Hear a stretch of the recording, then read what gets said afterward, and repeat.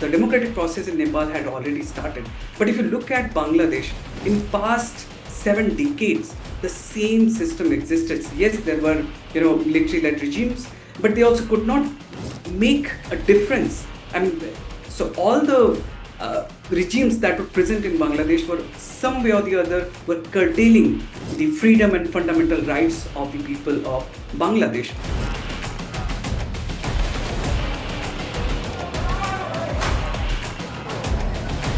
People were really fed up with the monarchy in Nepal. So the realization was that new democratic order will enhance the lifestyle of the people, at least bring in more opportunities. It will dissolve the entire political instability.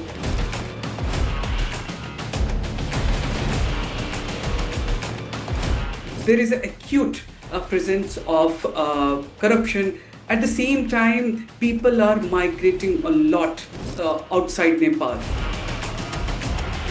I think the best part in some sense is that there is an entire change that would say the old guards are gone. I use the term oligarchy is gone.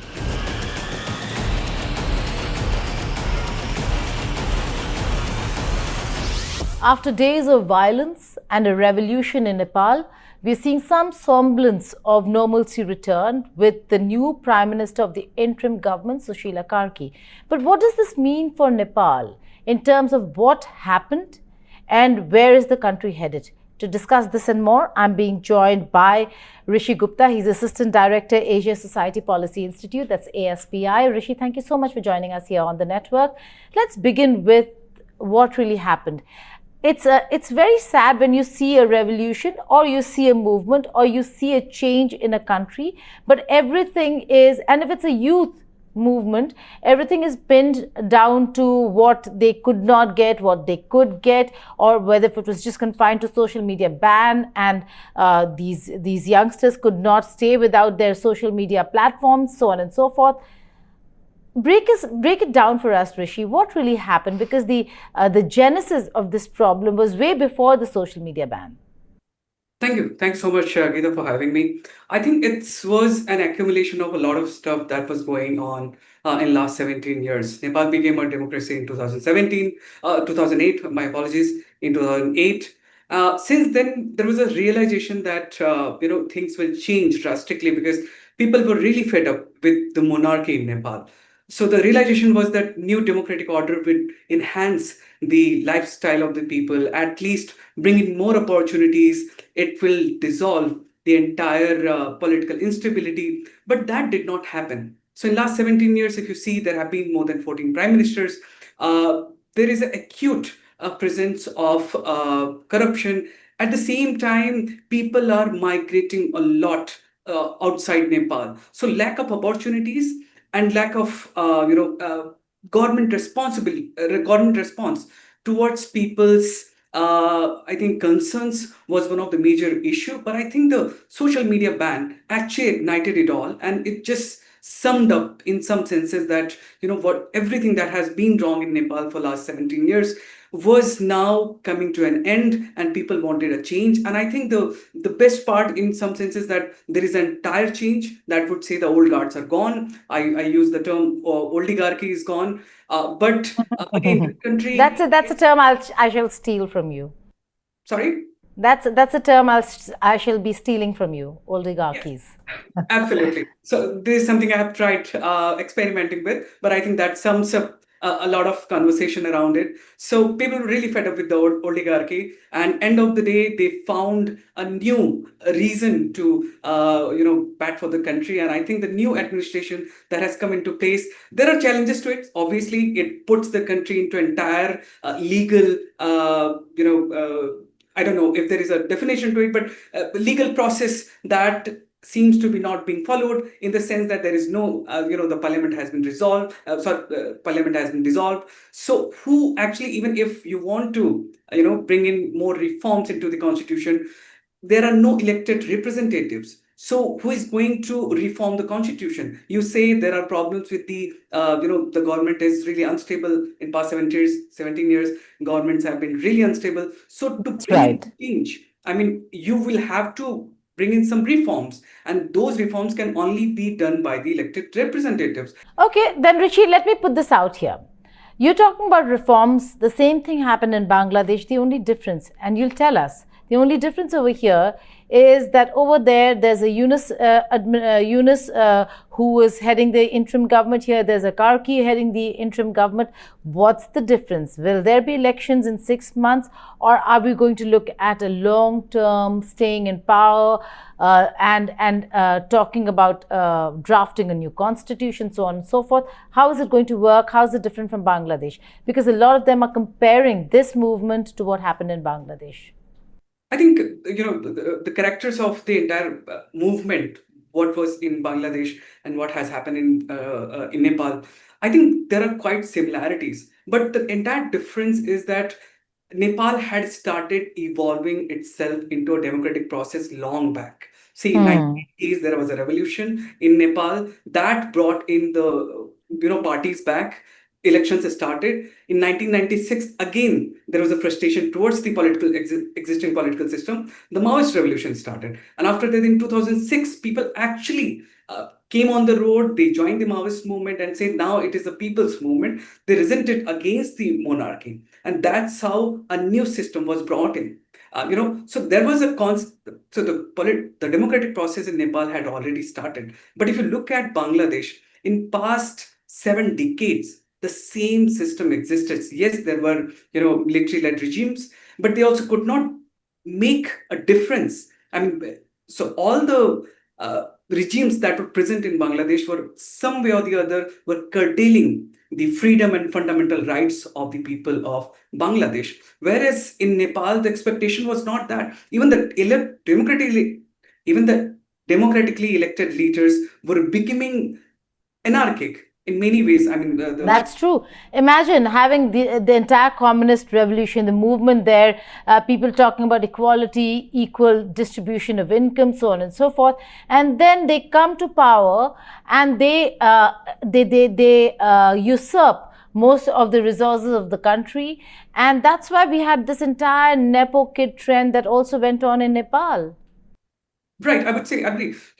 So people, those are living in Nepal, are looking for better opportunities. I think the people of Nepal are really hardworking. That's you find people from Nepal working in India, you can just vouch for them that they are hardworking. Similarly, they are working hard in Nepal, but everything boils down to nothing end of the day. Because even if they want to get out of the country because of their resentment towards the existing system, they have to again end up paying a lot of money just to get a passport.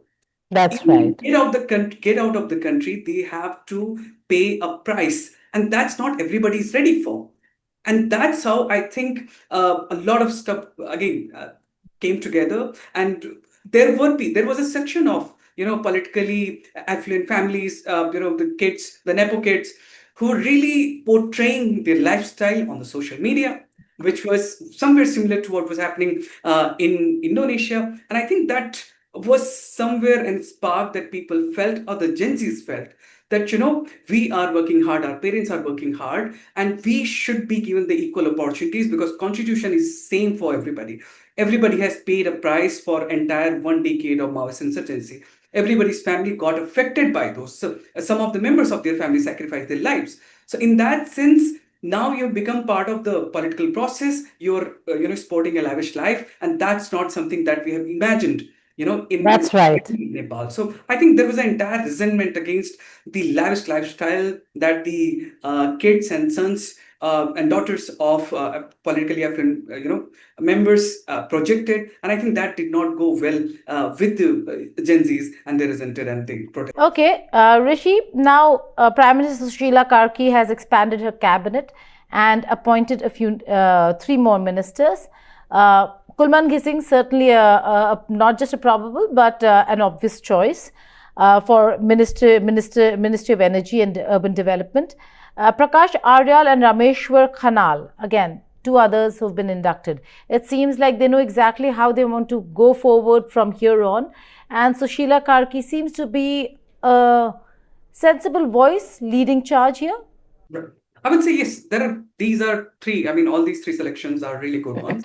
The common character of all these appointments is that they had in some way or the other, whether they were in the government or outside, they resented against the government. They did not like certain kind of, they did not act upon government diktats which were not up to the mark or say constitutional. And I think all these, including the prime minister, they have a certain history how they went against the government or the political setup of that time in terms of not following something that was not constitutional. So I think there is a work in progress, and I think we can be hopeful. And I would say India as a neighbor and our prime minister especially has sent that message to the people of Nepal. And it's not the first time that prime minister had spoken about Nepal, but this is the first time that he has spoken publicly. He is approaching the younger voices in Nepal, and I think it should be very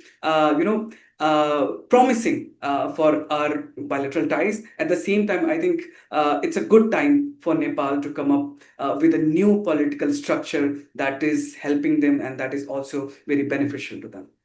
Rightly. Finally, Rishi, last question to you. Why the anti-India sentiment so much that you see today that exists in Nepal? I would say that's a very, with Gen Zs, it's a double-sided sword.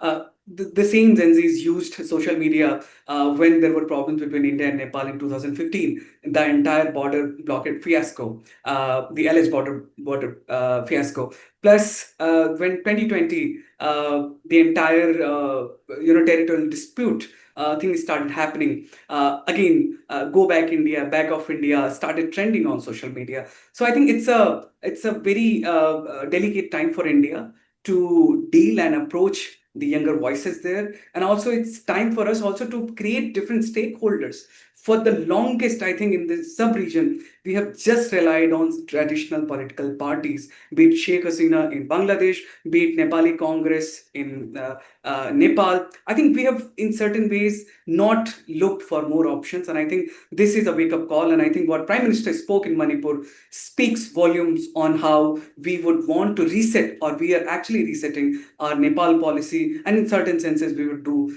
similar things in days and years to come in the entire sub-region. On that note, Rishi Gupta, thank you so much for joining us and breaking down exactly what's happening in Nepal and where it's headed. It does seem like there's some hope, and that India and Nepal can have a working relationship, a healthy working relationship again. Thank you so much.